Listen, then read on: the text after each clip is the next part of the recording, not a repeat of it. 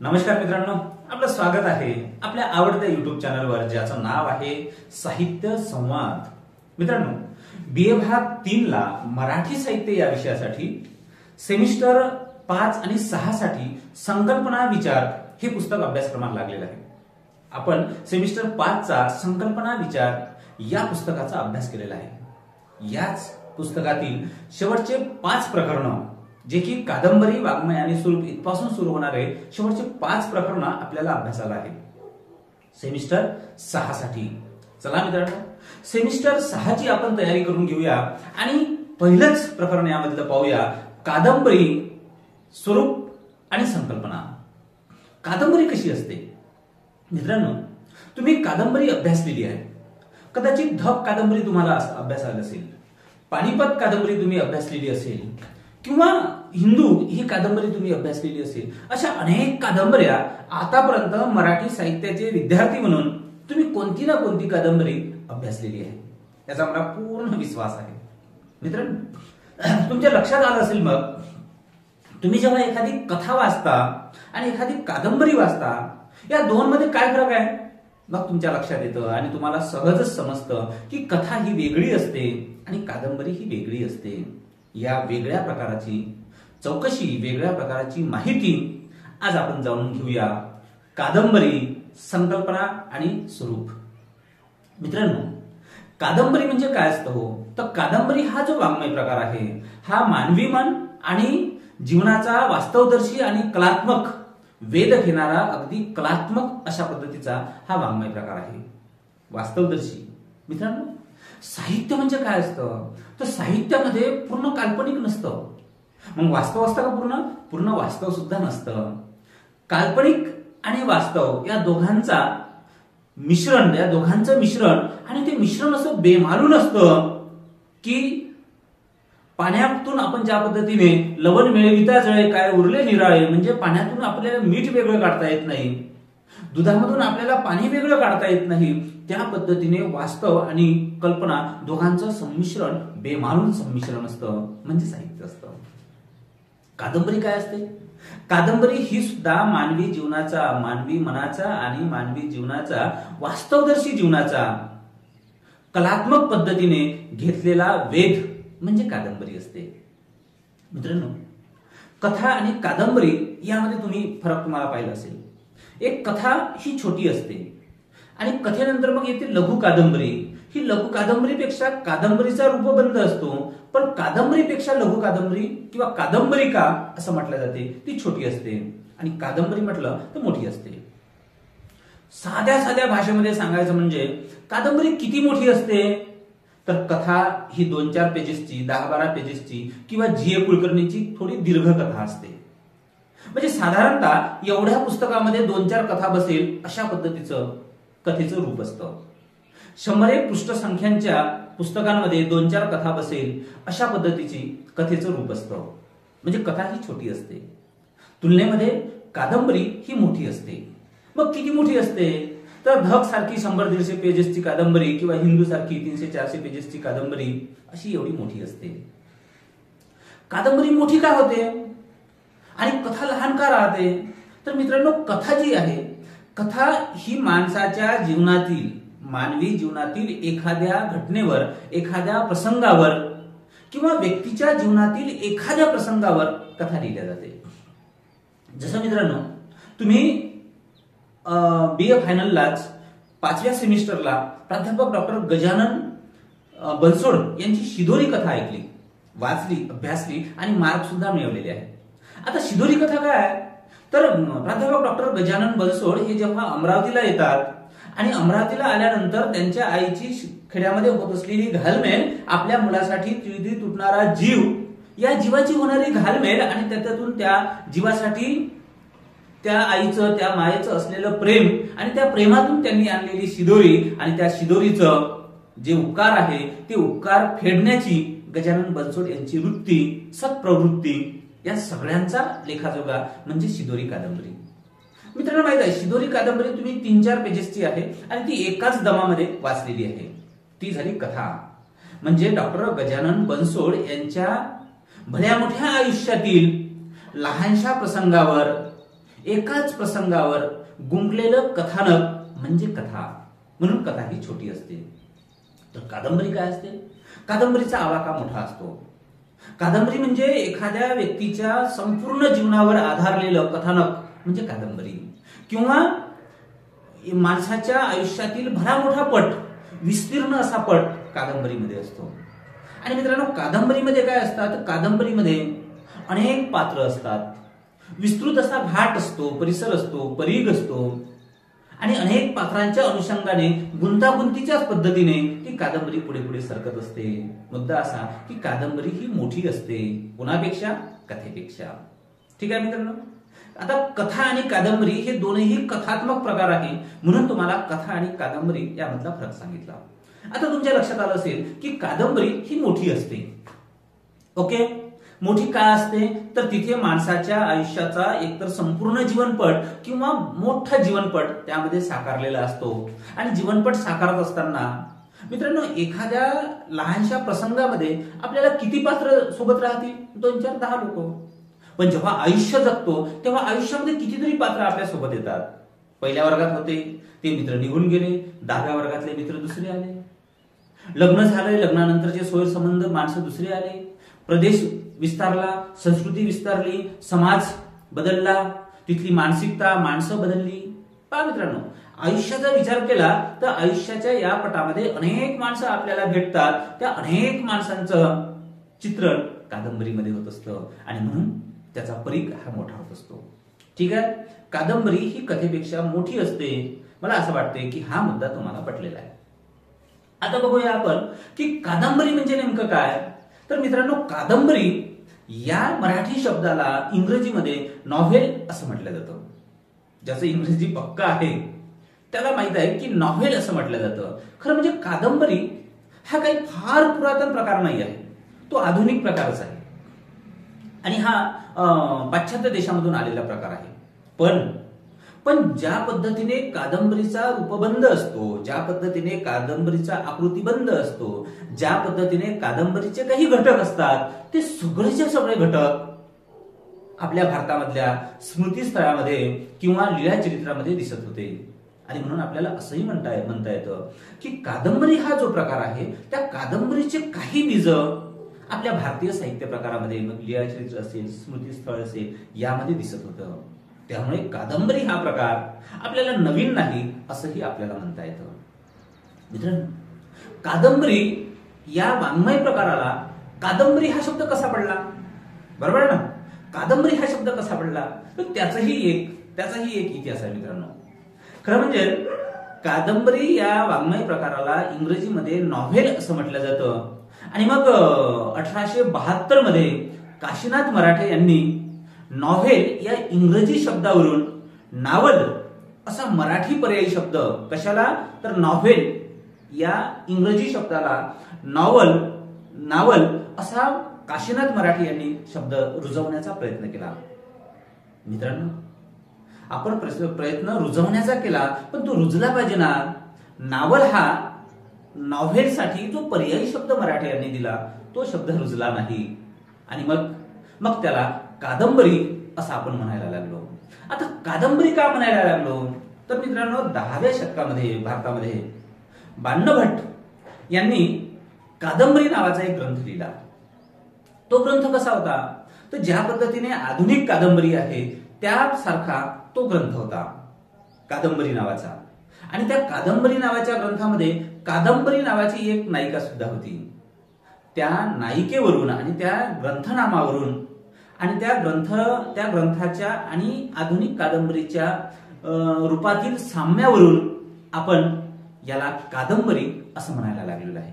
आणि म्हणून मग आपण नॉव्हेल या इंग्रजी शब्दासाठी पर्याय म्हणून कादंबरी हा शब्द स्वीकारला आणि तो सर्वमान्य झाला, रुजलाय.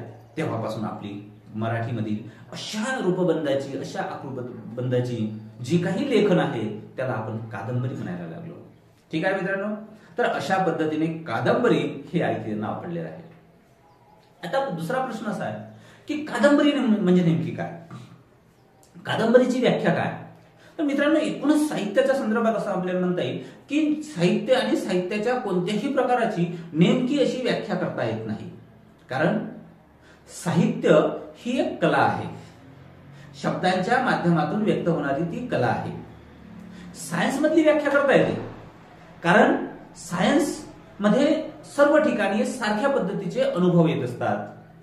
सायन्स विज्ञान हे माणसाच्या बुद्धीला आवाहन करतं आणि म्हणून मग बुद्धीचे निकष लावून सर्व ठिकाणी सारख्या पद्धतीचे त्याचे निष्कर्ष येत असतात. म्हणून सायन्स मधल्या कोणत्याही घटकाची व्याख्या करता येते.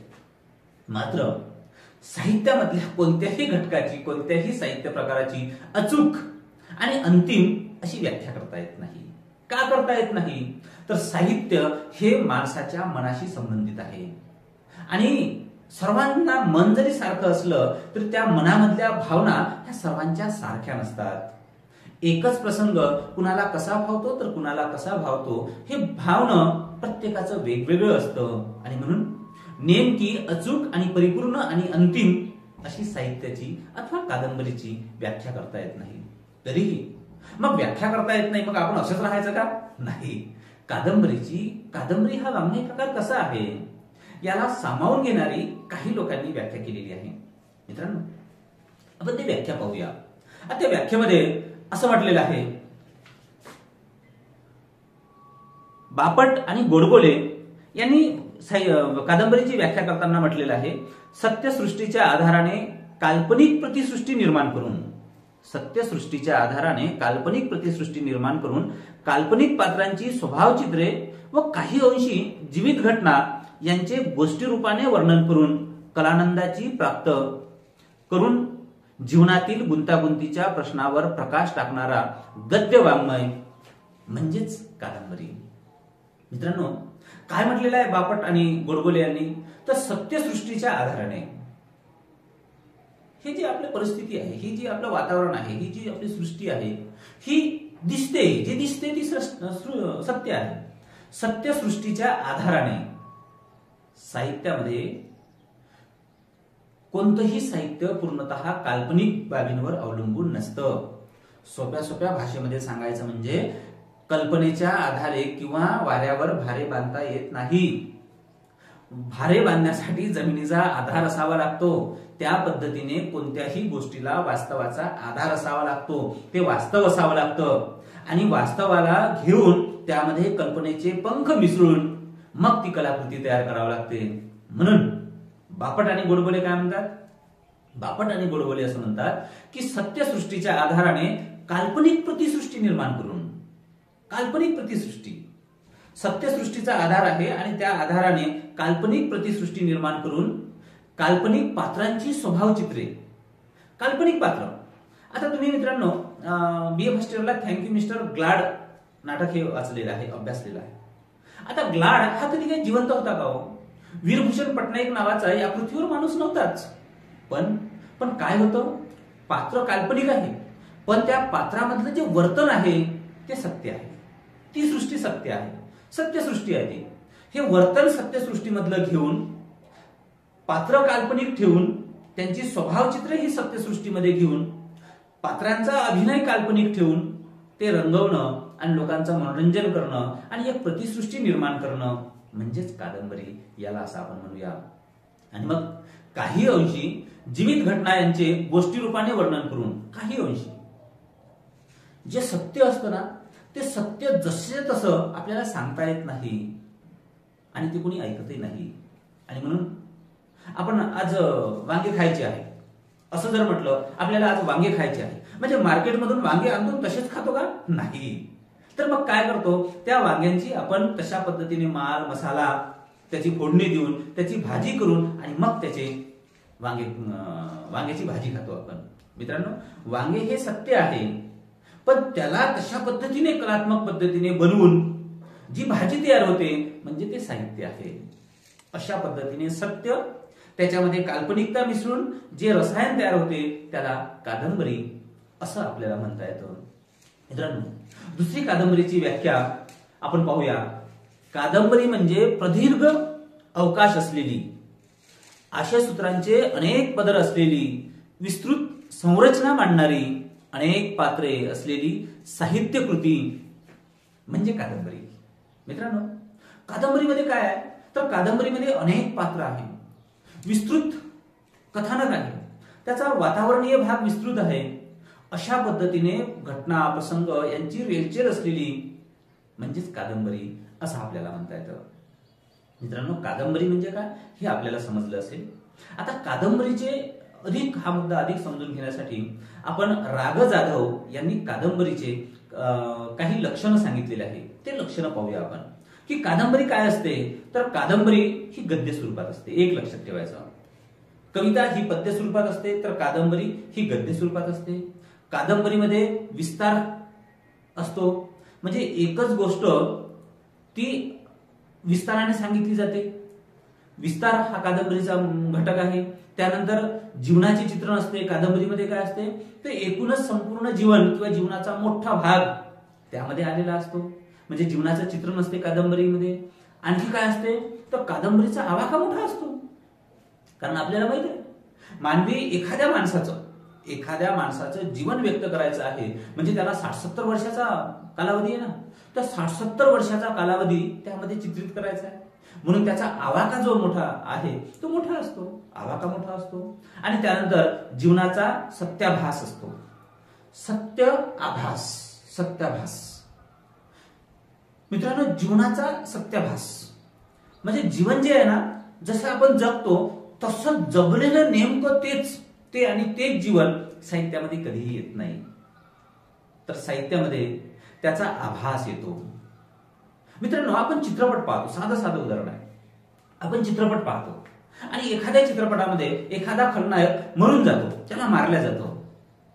मग तो जर मेला, मग दुसऱ्या चित्रपटामध्ये तो काम कसा करतो, तो जिवंत कसा झाला? एका चित्रपटामध्ये तो तर माणूस मेला ना, मग दुसऱ्या चित्रपटामध्ये तो जिवंत कसा झाला? काय झालं? सत्याचा आभास म्हणजे मरणाचा त्याने आभास निर्माण केला. तो मेला नाही, तो संपला नाही, तो मृत्यू नाही पावला, तर मरणाचा त्याने आभास निर्माण केला आणि ते आपल्याला खरं वाटेल अशा पद्धतीने दिग्दर्शकाने लिहिलंय, व्यक्त केलं, दाखवलं. याला परसृष्टी, अवरसृष्टी किंवा काल्पनिक सृष्टी असं म्हटलं जातं. ही सृष्टी कशी असते? सत्यासारखी असते. आणि म्हणून मग सत्याचा किंवा जीवनाचा सत्याभास कादंबरीमध्ये असतो. मित्रांनो, उद्धव शेळकेंची धग ही कादंबरी वाचत असताना बऱ्याचदा प्रश्न पडतो, आपण त्या कौतिकमध्ये एवढं गुंतून जातो आणि तो परिसर आपला परिसर असल्यामुळे एवढं त्यामध्ये आपण मिसळून जातो, एकजीव होऊन जातो. बऱ्याचदा प्रश्न पडते की हे खरं आहे की खोटं आहे. बऱ्याचदा प्रश्न पडते की कौतिक ही आपल्याच गावामधली आहे, आपलीच नातेवाईक आहे, कदाचित तो नामा आपणच आहे, भीमा आपल्या शेजारचा मुलगा आहे. एकजीव होऊन जातो. खरं काय खोटं काय, लवण मिळविते जळे, काय उरले निराळे. संत तुकारामांच्या वचनाप्रमाणे एकजीव, मीठ आणि पाणी एकत्र केल्यानंतर जसं एकजीव होतो तशा पद्धतीने धग काल्पनिक आणि वास्तव एकजीव होतो. आणि म्हणून मग कादंबरीमध्ये सत्याचा आभास निर्माण केला जातो. ही राग जाधव यांनी सांगितलेली 5 घटकं आहे किंवा त्याची लक्षणं आहे. मित्रांनो, याच्याही पलीकडे उषा दस्तक यांनी 5 गुणधर्म कादंबरीचे सांगितलेले आहेत. ते फार चांगले आहे. कादंबरी म्हणजे काय, कादंबरीमध्ये काय काय असतं हे समजून घेण्यासाठी उषा हस्तक यांचे 5 गुणधर्म आपण अभ्यासूया. त्या म्हणतात की कादंबरीला किमान लांबी असते. हे मुद्दे आपले पुन्हा रिपीट होत आहेत. किमान लांबी असते. लांबी म्हणजे काय, तर तिचा जो प्रवास आहे तो मोठा असतो, कारण जीवनाचा प्रवास आहे. जीवनाचं एक मोठं अंग, मोठा प्रसंग, मोठी घटना किंवा संपूर्ण जीवनच त्या कादंबरीमध्ये आविष्कृत करायचं असतं. म्हणून कादंबरीला एक लांबी असते. दुसरं मित्रांनो, कथानक किंवा निवेदन त्यामध्ये महत्व असते. कथानक, कादंबरीमध्ये कथानक किंवा निवेदनाला फार महत्व असते, की कथानक कसं आहे किंवा निवेदन कसं आहे हे फार महत्वाचं असते. त्यानंतर व्यापलेल्या विषयांची वर्गवारी निश्चित करता येत नाही. आता त्यामध्ये एका कादंबरीमध्ये एवढे विषय असतात, खूप मोठे विषय असतात. म्हणजे जेव्हा आपण धगचा विषय घेतो, धग मधले कौतिकचे वेगळे प्रश्न आहे, त्या दुकानदाराचे वेगळे प्रश्न आहे, त्यामधला जी स्वाभिमान आहे, ही वृत्ती, हा विषयच आहे, तो एक वेगळा प्रश्न आहे. महादेवचा आळशीपणा हा वेगळा प्रश्न आहे, किंवा कौतिकची कामसूपणा हा वेगळा विषय आहे. अनेक विषयांची गुंफण एकत्र केलेली असते त्यामुळे आपल्याला त्या विषयांना वेगवेगळे करता येत नाही. एकजीव झालेलं असते मित्रांनो. कादंबरीचं यश कशावरून की सगळं खरं म्हणजे साहित्याचा आस्वाद हे सेंद्रियत्वाने घ्यावं लागते. वेगवेगळ्या अंगाने वेगवेगळ्या इंद्रियांनी साहित्याचा आस्वाद घेता येत नाही. तर साहित्याचा आस्वाद हा सेंद्रियत्वाने घ्यावं लागतं. याला साहित्यातील सेंद्रियत्व असं म्हटलं जातं. आणि म्हणून मग साहित्यामधले हे जे वेगवेगळे विषय आहे कादंबरीमधले ते वेगळे करता येत नाही. आणि लघुकथा आणि लघु कादंबरीपेक्षा कादंबरीमध्ये व्यापक जीवन असतं. हे आपण आधीच सांगितलेलं आहे की कादंबरी ही 3-4 पेजेसची असते. कथा ही 3-4 पेजेसची असते. कथा ही माणसाच्या एखाद्या घटनेवर आधारित असते किंवा घटनेतील एखादा पैलू म्हणजेच एखादा ऍक्सिडेंट झालेला आहे आणि त्या ऍक्सिडेंटमध्ये एखादी व्यक्ती किती त्याला मदत करते, तो मदत करण्याचाच पैलू, त्याच्यावर कथा होते. हे अशा पद्धतीचं म्हणजे कादंबरी ही लघुकथा, कथा आणि लघु कादंबरी याच्यापेक्षा कादंबरीचा आवाका मोठा असतो. आणि मग एक शेवटचं त्यांनी आणखी गुणधर्म सांगितलेला आहे, तो म्हणजे मानवी जीवनाचे व्यामिश्र रूपाचे दर्शन असते. मानवी जीवनाचे व्यामिश्र. आता हे जे आपलं मानवी जीवन आहे मित्रांनो, याचं जे रूप आहे ना ते एकच नाही आहे. आपल्या जीवनाचा रस्ता हा कधीही सरळ सरळ जात नाही. आपल्या जीवनाचा रस्ता हा खालीवर आडवा तिडवा असाच जातो. मित्रांनो, तुम्ही आयुष्यात कधी ईसीजी केलाय का? हृदयाचा हृदय बरोबर आहे की नाही त्याचा आपण ईसीजी करतो. आता ईसीजी करतो म्हणजे काय? तर ईसीजी मध्ये तुम्हाला दाखवते ती वर खाली कशा पद्धतीने दाखवते. आयुष्य हे आपलं असं वरखाली आहे. ईसीजी तुम्हाला अशी वरखाली दाखवते. हे वरखाली असणं बरं की सरळ असणं बरं? सरळ असणं म्हणजे माणूस मेला, म्हणजे आपलं आयुष्य हे असं आहे. कधी वर कधी खाली कधी वर, व्यामिश्र. कधी हसना कधी रोना अशा पद्धतीचे, कधी धूप कधी छाव, कधी दुःख कधी आनंद, कधी रात्र कधी प्रकाश कधी दिवस, हे अशा पद्धतीचं रूप आहे. या माणसाच्या जीवनातील अनेक रूपांचं आणि ते रूप असं व्यामिश्र आहे मित्रांनो. व्यामिश्र म्हणजे एखाद्या कपड्यामध्ये धागा जसा आडवा तिडवा गुंफला जातो त्या पद्धतीने माणसाच्या जीवनाचं रूप हे असं आडवं तिडवं आहे. या सगळ्या रूपबंधांचं, या सगळ्या रंगांचं दर्शन कादंबरीमध्ये होते. आणि म्हणून साहित्यिकांपैकी कवीला असं म्हटलं जातं की जे न पाहे रवी ते पाहे कवी. कवी आणि साहित्यिक हे प्रचंड प्रतिभावान असतात, द्रष्टे असतात. आणि म्हणून मग जे आपल्याला सत्यसृष्टीमध्ये या दोन उघड्या डोळ्यांनी जे जीवनाचं रूप, खरं रूप दिसत नाही, ते हे साहित्यिक आपल्या कादंबरीमधून, कथांमधून व्यक्त करत असते. जीवनाचं व्यामिश्र रूप व्यक्त करत असते. आणि म्हणून कादंबरी ही कशी असते, कादंबरीमध्ये घटक कोणते असतात, या गोष्टीचा सर्व सविस्तर आढावा आपण घेतलेला आहे. मला वाटते हे आपल्याला समजलं असेल. मित्रांनो, कादंबरीचे घटक काय आहे? म्हणजे ते वातावरण असेल, निवेदन असेल, भाषा असेल. कादंबरीमध्ये हे अत्यंत महत्वाचे आहे. कादंबरी कशाने बनते? म्हणजे एखादं झाड आहे, हे झाड कशाने आहे? तर झाडामध्ये मूळ आहे. मूळ फार महत्वाचे. मूळ जेवढं खाली गेलं असेल तेवढं झाड कोणत्याही ऋतूमध्ये जिवंत राहते. मूळ महत्वाचं आहे, खोड महत्वाचं आहे, त्याची साल महत्वाची आहे, फांद्या महत्वाच्या आहे, बहरणं महत्वाचं आहे, डवरणं महत्वाचं आहे, फुलं महत्वाचे आहे, पानं महत्वाचे आहे.